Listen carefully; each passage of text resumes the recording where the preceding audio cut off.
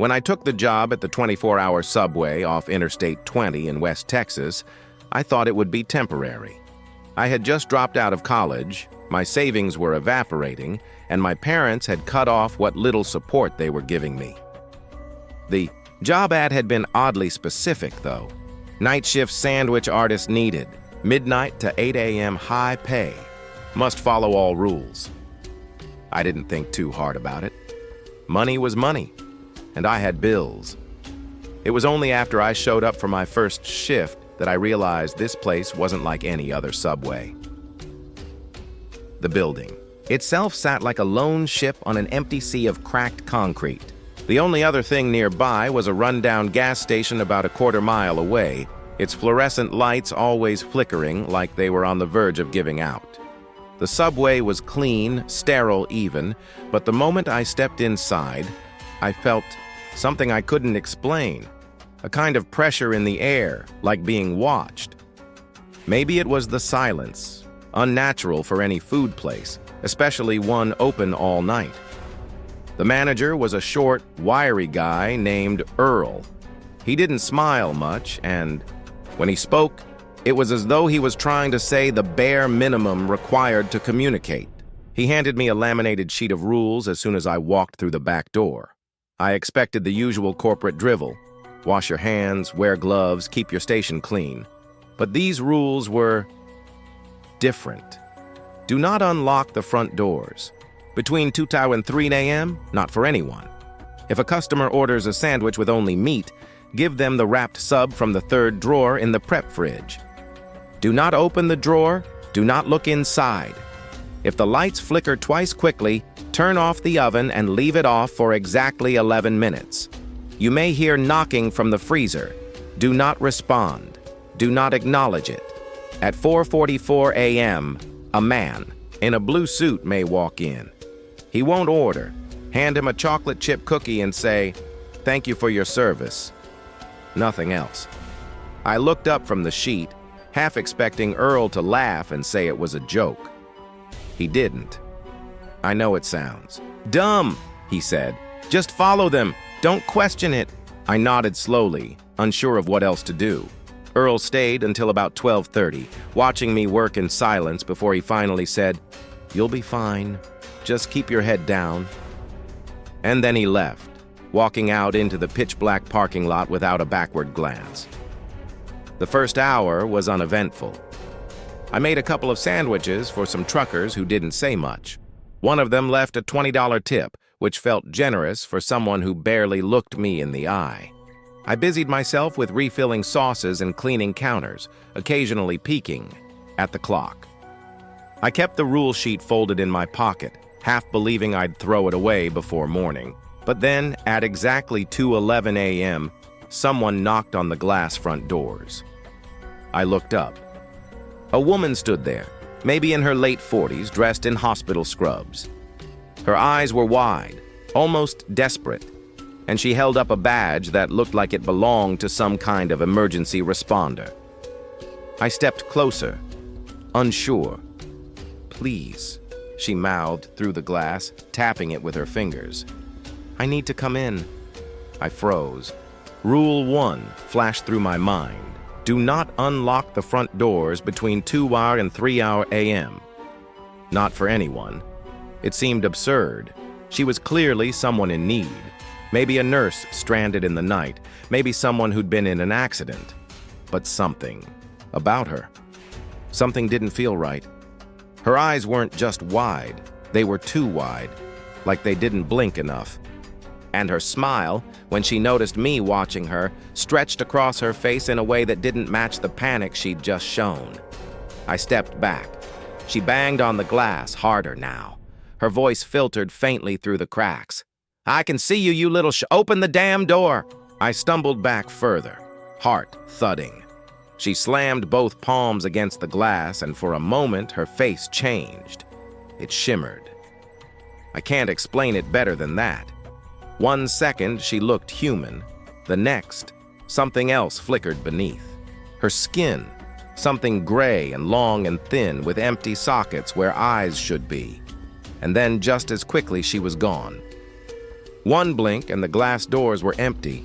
I stood still for a full minute, barely breathing. After I convinced myself it had to be my imagination, or maybe a trick of the light, I went back behind the counter and forced myself to clean again. I told myself I was overtired, that it was just nerves. At 2:37 a.m., the lights flickered, twice, fast. Rule 3. I shut off the oven, glancing at my watch, and counted out exactly 11 minutes. When I turned it back on, nothing seemed different. No noises, no sudden movements. Just me in a quiet subway at 2:48 in the morning, trying not to think about what the hell was going on. Then, at 3:12 a.m., the doorbell above the entrance chimed. I jumped, heart skipping. The doors were still locked, I hadn't touched them, but standing inside the store was a man. He was tall, rail-thin, wearing a suit 3 sizes too small. His face was pale, almost chalky, and he didn't blink. His eyes locked on mine. "I'd like a sandwich," he said, voice rasping like dry leaves. "Only meat." Rule 2. The third drawer in the prep fridge. Hands shaking, I turned and walked to the fridge, counting the drawers as I went. I opened the first, lettuce. The second, onions. The third, I didn't look. I didn't even breathe. I reached in, feeling for a wrapped sandwich, and pulled it out without peeking. I handed it over the counter. The man smiled. Barely. "Good boy," he whispered, then turned and walked out the still locked door as if it wasn't even there. That was when I realized something. Earl hadn't warned me about what would happen if I broke the rules, because he didn't need to. The rules weren't about discipline or routine. They were about survival. I didn't sleep when I got home that morning. I sat on the edge of my bed for hours, the sounds of birds chirping outside a brutal contrast to the hollow silence of the night before. My phone buzzed around 9 a.m. It was a message from Earl. "Good job last night. See you tonight." That was it. No explanation, no apology, no acknowledgement of the madness that had unfolded. I considered quitting. I even typed out a text telling Earl I was done. But I couldn't send it. Not just because of the money. I mean, the pay was more than double minimum wage, but because something in me needed to understand. I needed answers. I needed to know what the hell I had gotten myself into. I tried researching the location online.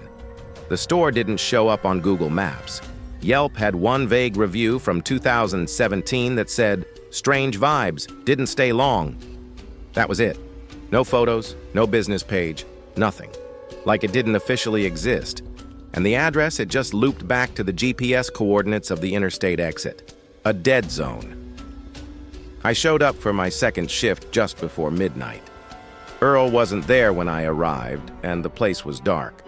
As I approached, I saw something lying on the sidewalk. An old, stained paper cup with the faded Subway logo. It was torn and twisted, like it had been chewed. Not by teeth, though. The edges looked melted. The door opened automatically when I stepped close, the lights flickering to life a moment later.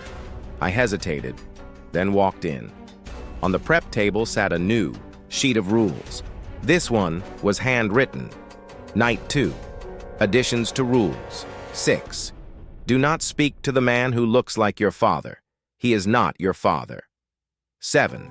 If you hear whispering near the bathroom between 1 and 2 a.m., do not investigate.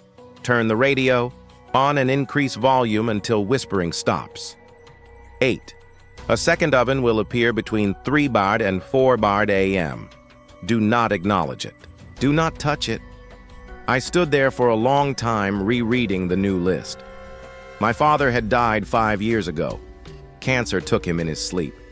The very thought of something appearing that resembled him, it turned my stomach. And a second oven? What the hell did that even mean? The first customer came in at 12:13 a.m. He looked normal. A guy in his 20s with shaggy brown hair and tired eyes. He ordered a foot-long meatball sub with double cheese. I made it carefully, checking every ingredient, like it might come alive and try to bite me. But he paid in cash, took the sandwich, and sat down to eat. Normal.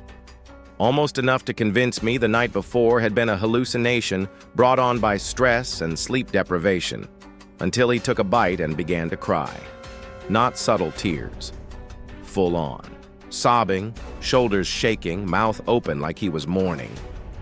He didn't stop eating, he kept chewing, swallowing, crying.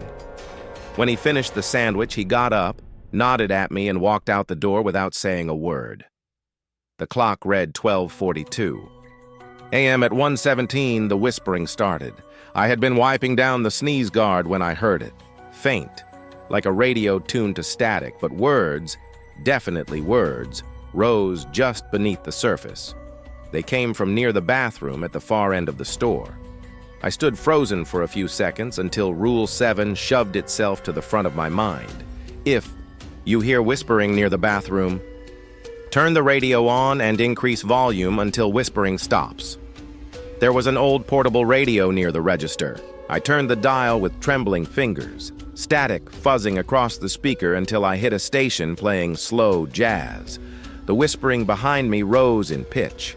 I turned the volume up, louder and louder, until the smooth tones of a saxophone filled the entire store. And then the whispering stopped.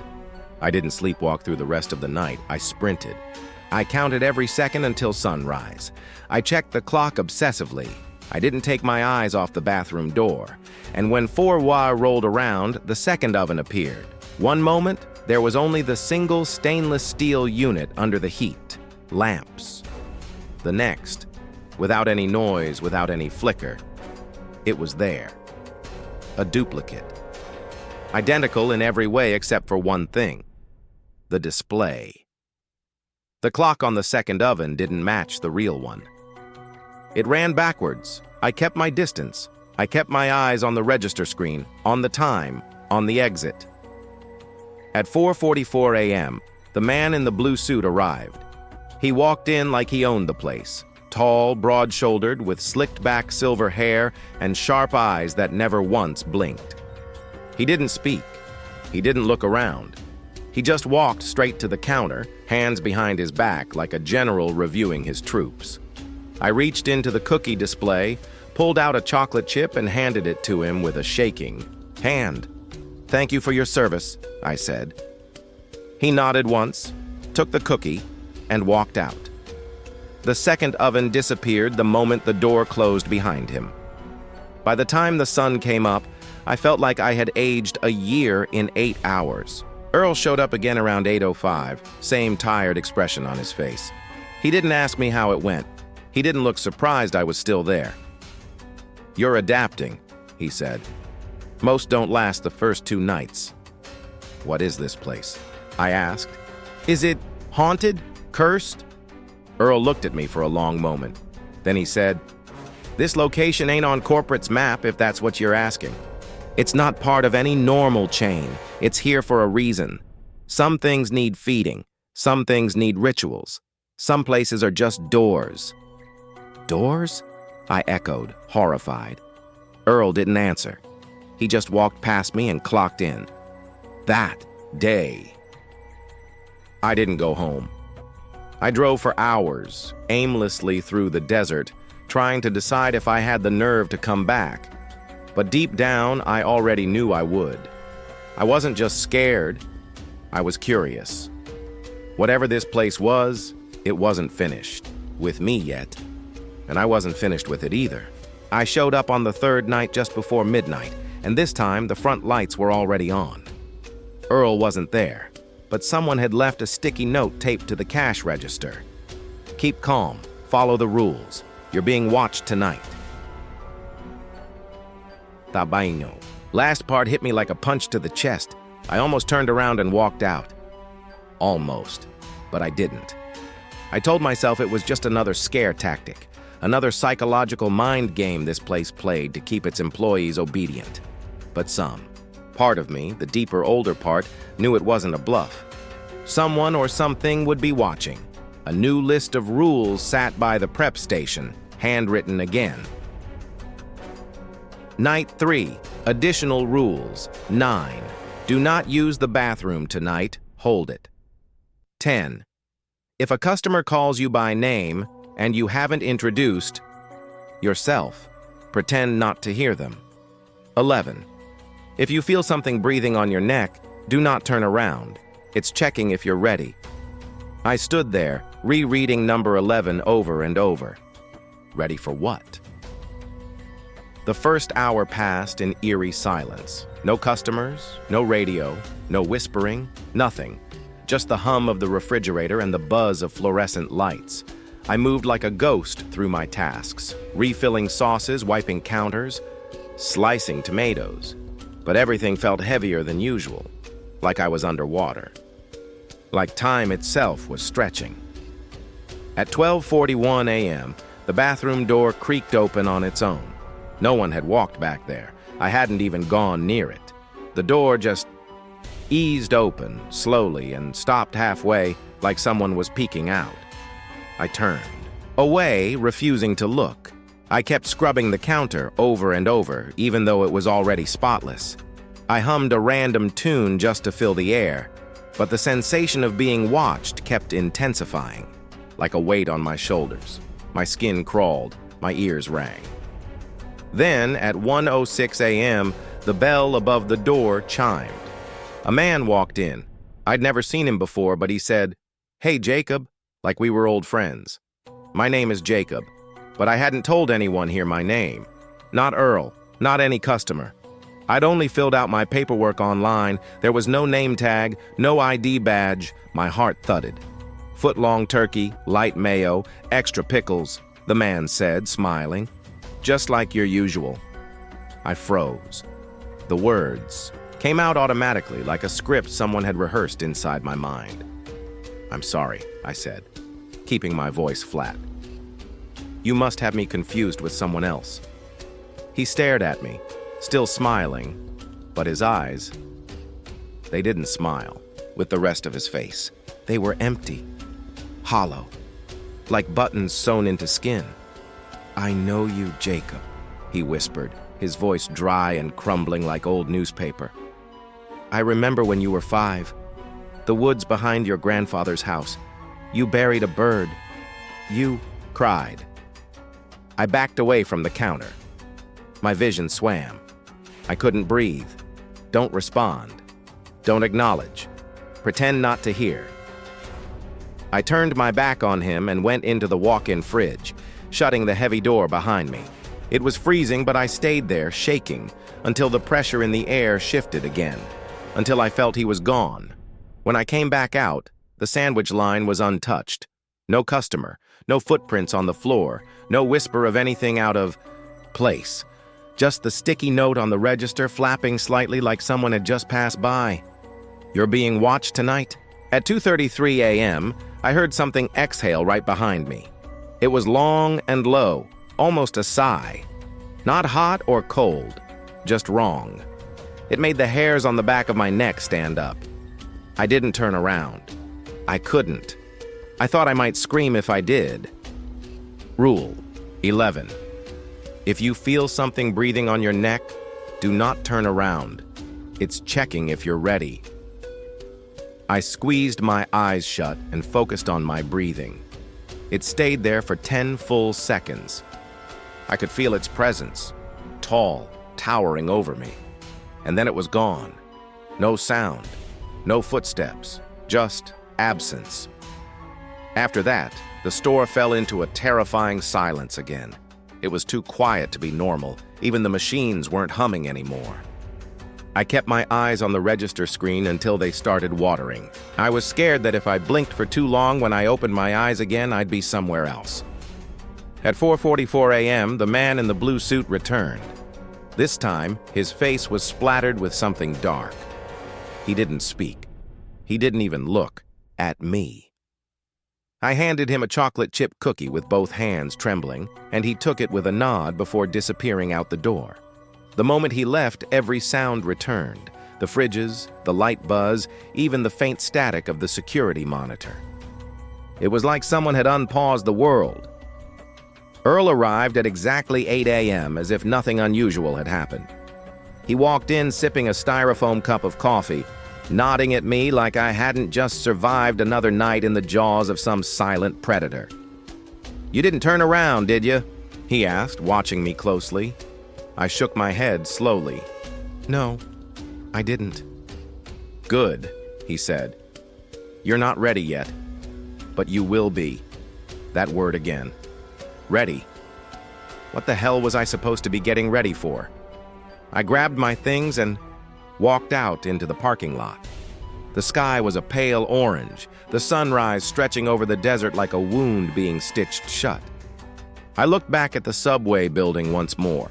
It wasn't just a sandwich shop, it was something else. Something ancient, maybe. Or something new and hungry. A liminal space. A feeding ground. A prison. A church.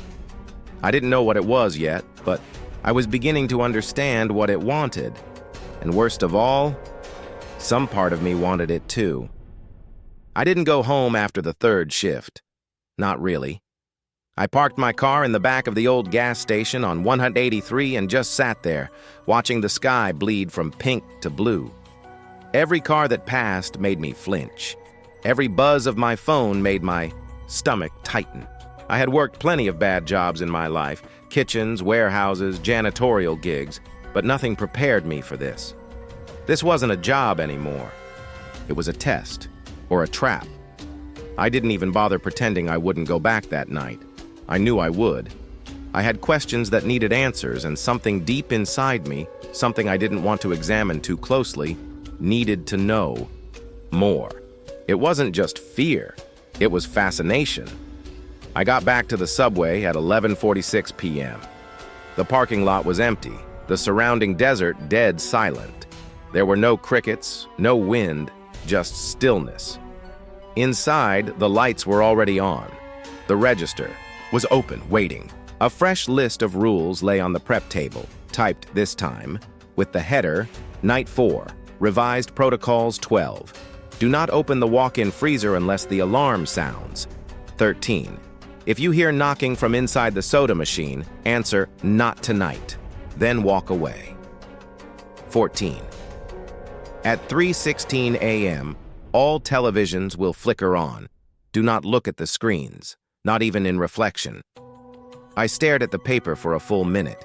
The walk-in freezer had always given me the creeps. It was huge, unnaturally cold, and somehow always fogged up. But now it was on the list.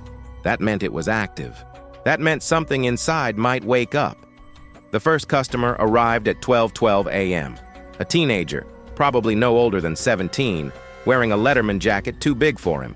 His eyes were red, not like he'd been crying. Red, like someone had taken a highlighter to the whites. He asked for a BLT, normal enough. But as I made the sandwich, I saw that every time I looked away, he moved a little closer to the glass, inches at a time. Like a game of red light, green light. When I handed him his food, he was nearly pressing against the sneeze guard. He didn't pay. He just whispered, "It's cold in the freezer," then walked out. I didn't chase him. I didn't speak. I just cleaned the counter and tried to pretend I hadn't heard anything. At 1:24 a.m., the knocking started. It came from the soda machine, not the back where the syrup lines were, but directly from the metal casing beneath the ice chute. 3 soft knocks, then silence. Then again, knock, knock, knock. I walked up to the machine slowly and said, "Not tonight." The knocking stopped, instantly. Like whatever was behind there had been holding its breath. I backed away and returned to the prep line, keeping my eyes forward.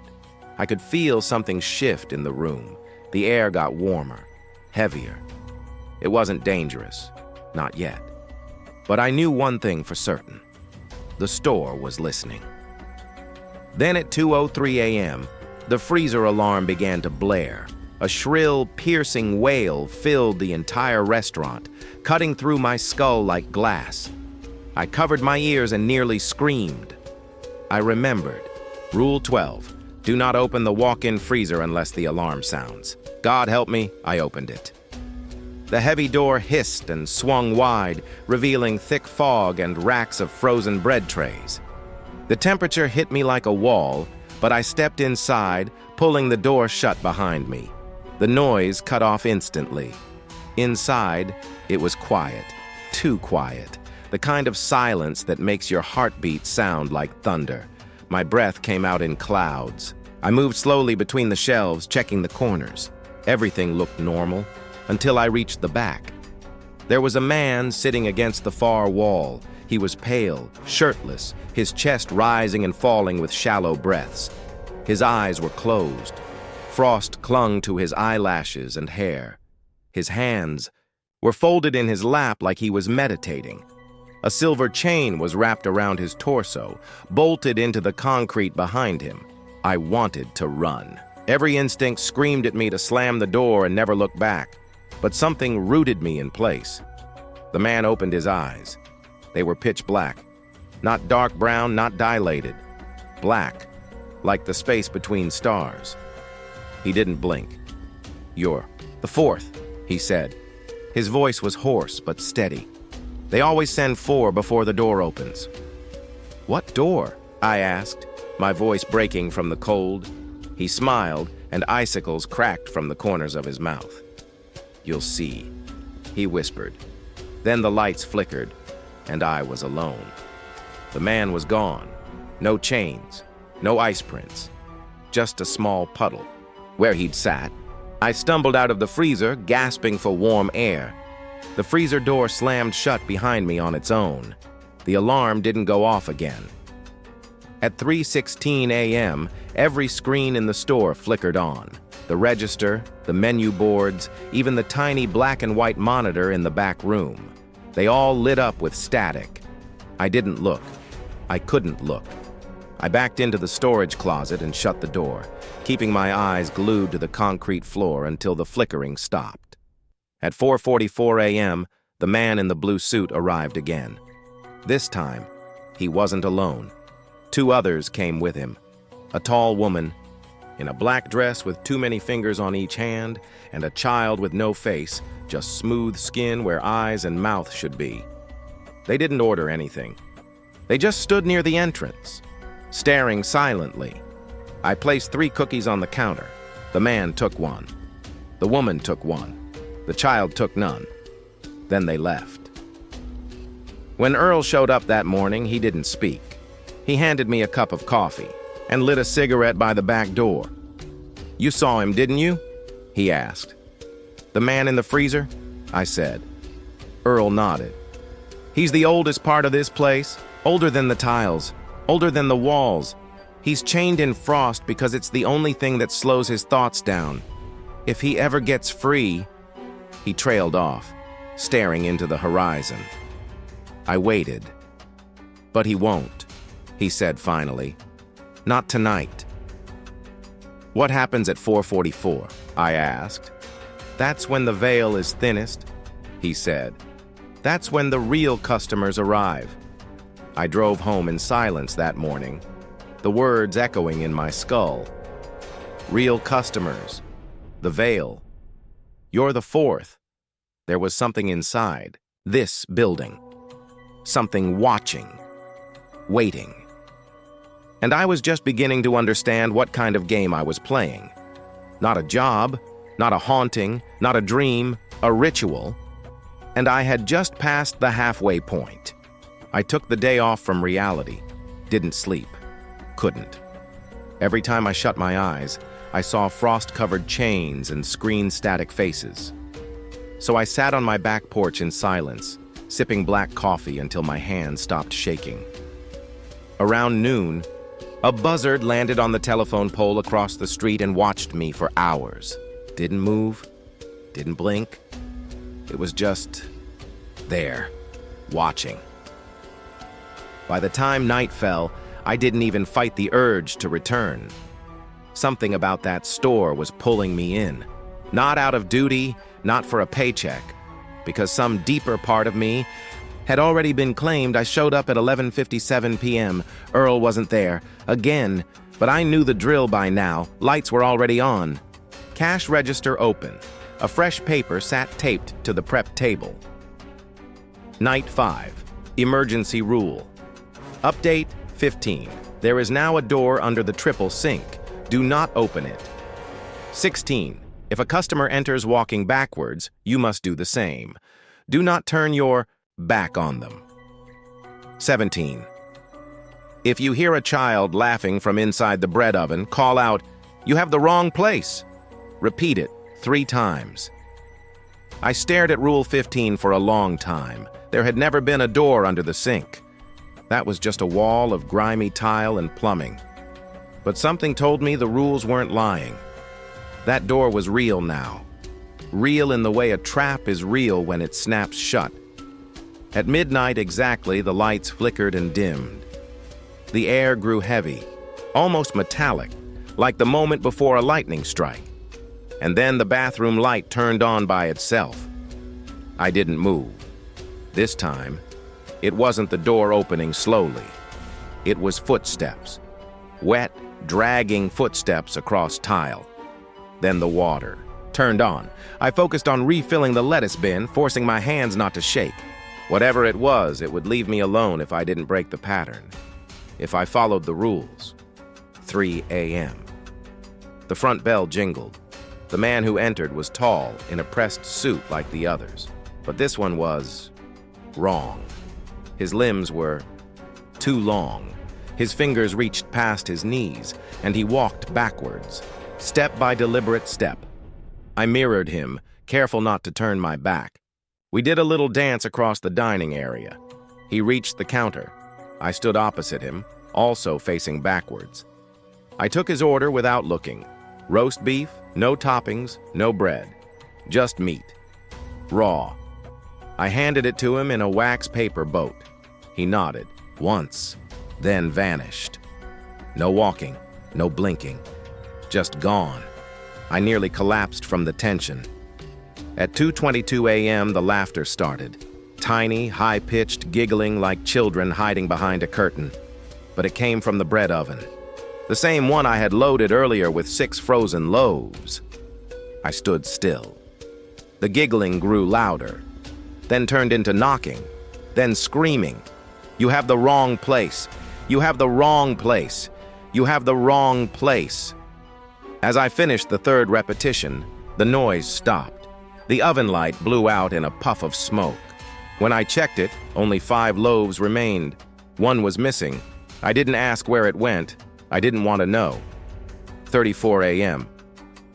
I was cleaning the prep counter when I noticed something odd. The tile under the triple sink was cracked.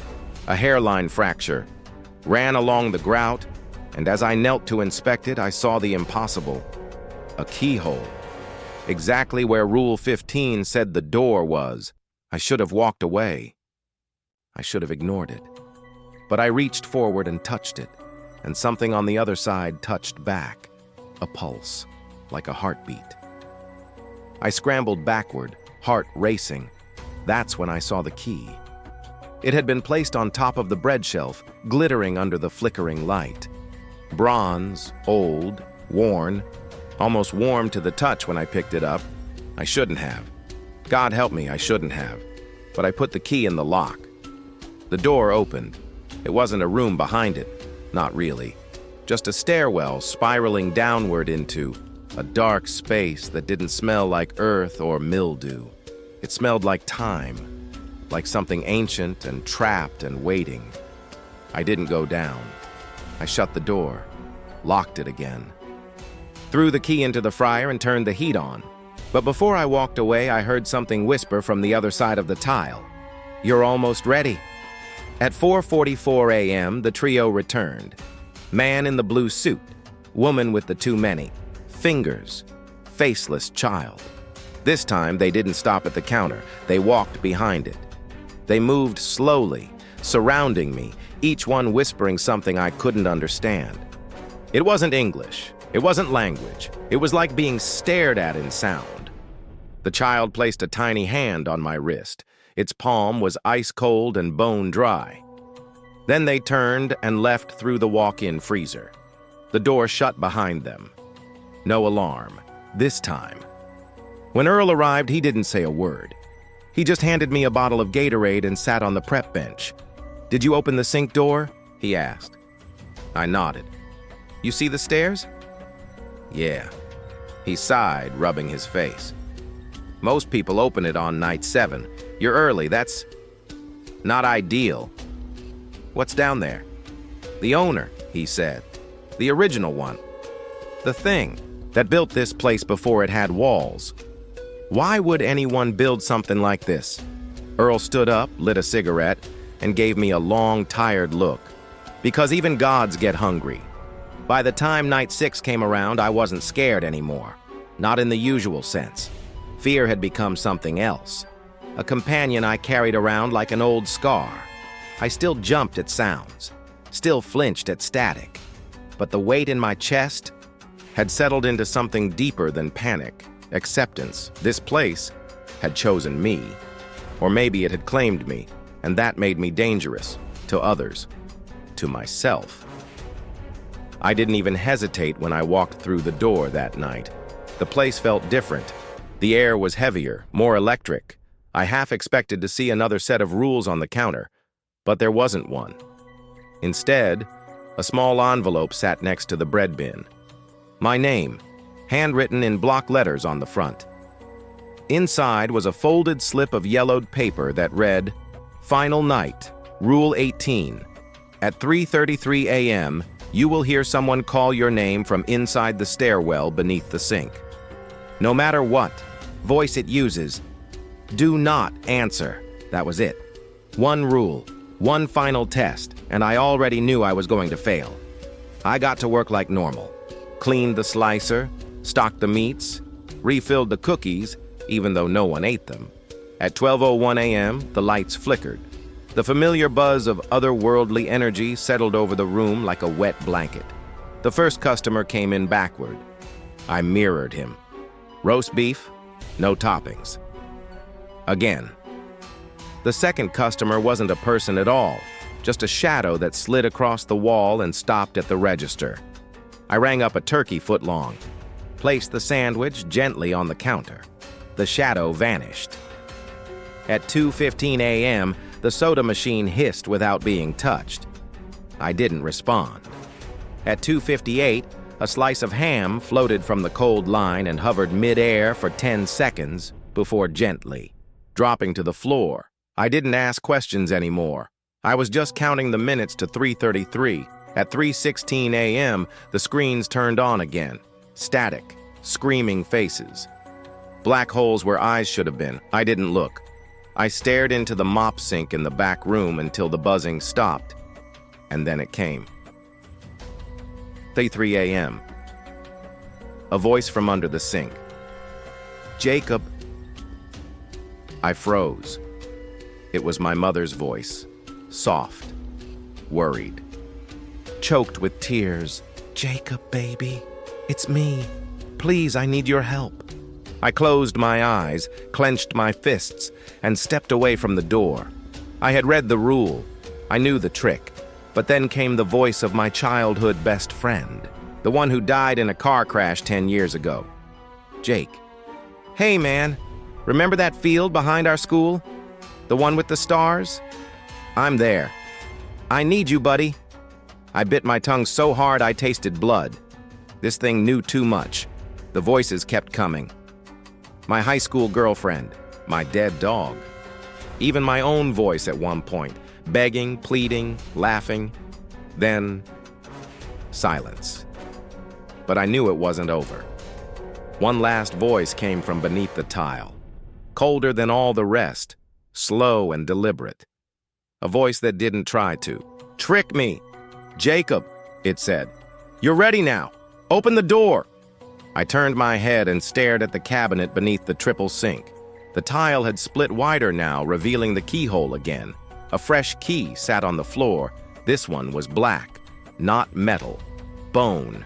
I picked it up. I opened the door. The stairwell beneath was the same as before, spiraling down into infinite black.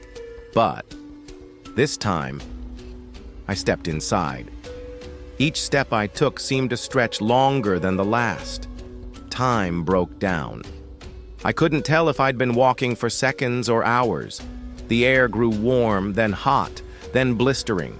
And then, I was in the chamber. It Wasn't a room, not exactly, it was a throat. A circular space of wet stone that pulsed and flexed like the inside of a living thing.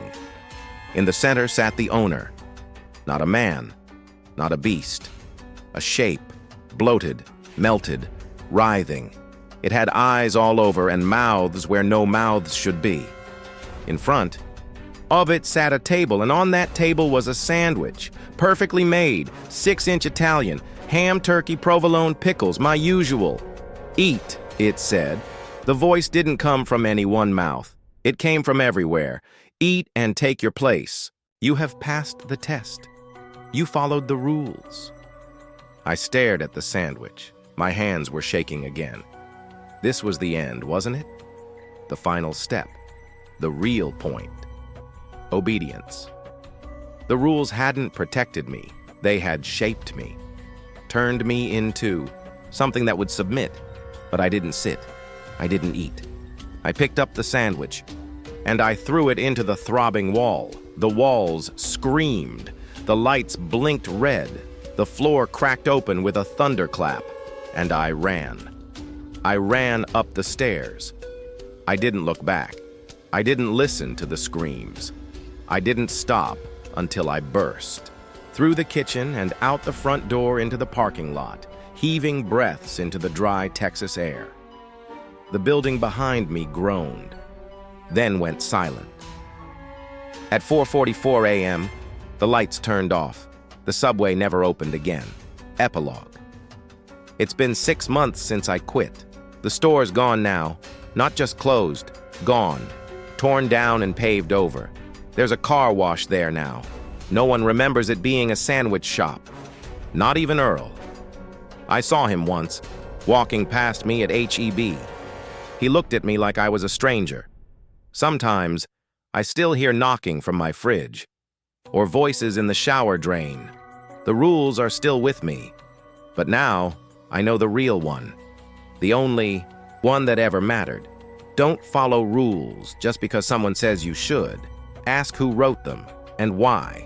Because some rules weren't made to protect you. Some were made to see if you'd obey.